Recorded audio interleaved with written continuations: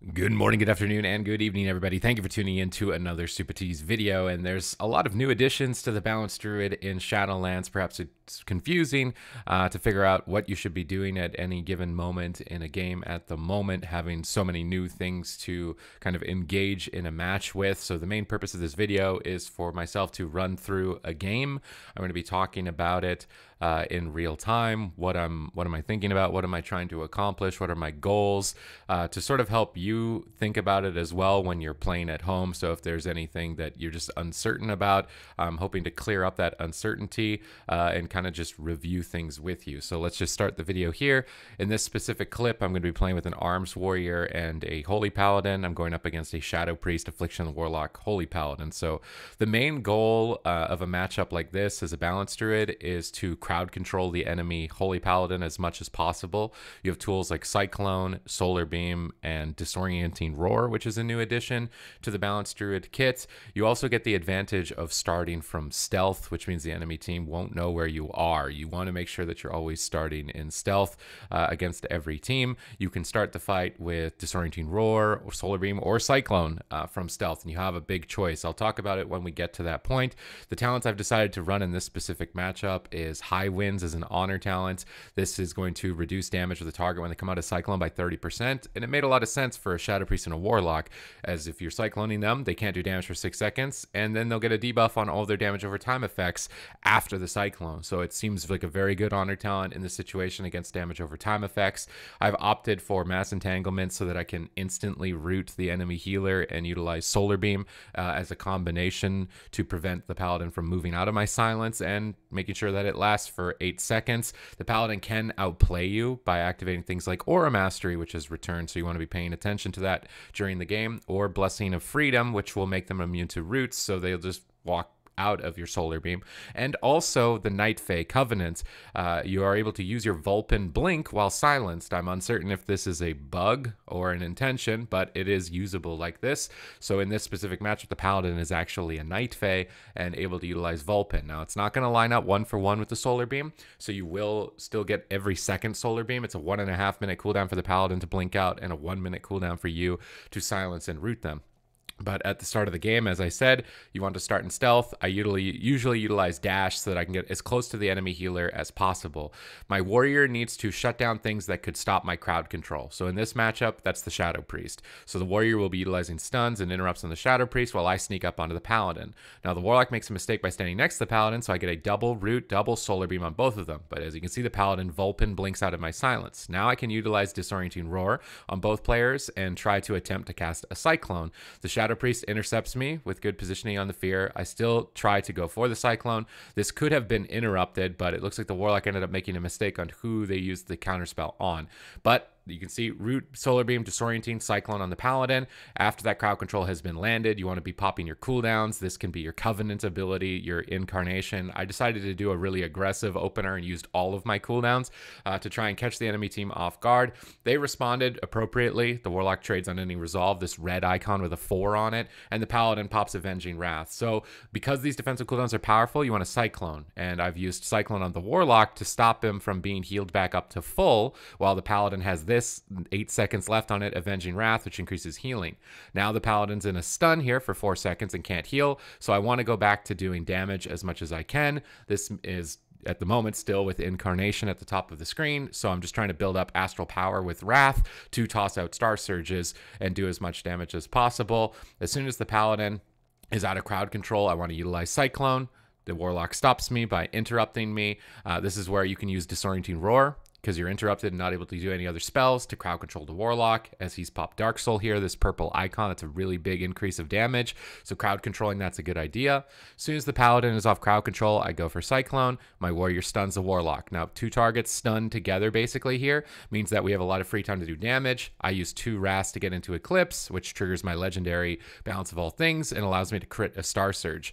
Now Blessing of Protection here, 7 seconds left. This is a powerful defensive cooldown. The warrior can't attack through this, so I choose to Cyclone it, stopping the Warlock from doing damage, and to try and stop the Paladin from topping this target off. You want to switch targets to the Shadow Priest when one target is Cycloned, obviously, to maximize your damage. So we go after the Shadow Priest. The Paladin is now scared. I then cyclone the Shadow Priest at low health, as this is Avenging Wrath. This will cause the Paladin to heal a lot, and then switch to the Paladin to Solar Beam the Paladin, and then try to set up damage on the Priest out of the Cyclone by casting Starfire here to get into Eclipse. The Priest activates Greater Fade here. That's immunity to damage. So I just go for more Cyclones. I call out Mind Games. Now the Paladin's off Cyclone DR. I charge towards the Paladin. I use Typhoon to reposition the Paladin off the pillar so that he can't line of sight, and I try to go for a Cyclone. The Priest again intercepts me, preventing the Cyclone, which is good teamwork on their part. I see my Paladin here silenced and stunned. This means that he's in trouble. My warrior assists with Intervene and Overwatch and stunning the Shadow Priest, and they crowd control me, so I can't really do anything to help him, but I'm always aware of this area on my frame. This is Omni CD and Omni CC. It'll put this crowd control here. Here my warrior pops the Spear of Bastion, so I activate my Covenant ability to increase my damage as well, and I don't try to get into Eclipse. And the main reason that I didn't get into Eclipse here is I wouldn't have had time. The Paladin had already bubbled. I wanted to try and squeeze in a kill. They go panic mode, and we get Divine Shield, which is immunity to crowd control. The Paladin can freely heal, so I cyclone the Warlock again here at low health, preventing the Paladin from healing and preventing this Blessing of Protection from getting value. We switch to the Shadow Priest during this time. The warrior utilizes Intimidating Shout here on the Paladin, so he can't heal currently, and then I set up my 2 Wraths in Eclipse here to try and get damage out of the Cyclone, lobbing out my Star Surges when the Paladin is crowd controlled. And now the Warlock begins to kite, so we're trying to push on top. My warrior pummels the Master Spell on the Repentance here. The Paladin still can't heal for 3 more seconds, so attacking anything in line of sight is optimal. I utilize Disorienting Roar here to just try and continue the chain. This may not be the most optimal use, as it was already on Diminishing Return with Repentance. That's the crowd control Diminishing Return that it's on. Then attempt to go for Cyclones on the Disperse. I get Spell Lock, preventing me, but Concentration Aura from the Paladin actually reduces that interrupt significantly, which has been a favorable position for myself playing with Paladins. It lets you cast a lot. Here I'm setting up my Eclipse. I'm casting 2 Wraths to go into Lunar Eclipse, and then Solar Beam the healer, and then snap out all my instant Star Surges and my instant Starfires.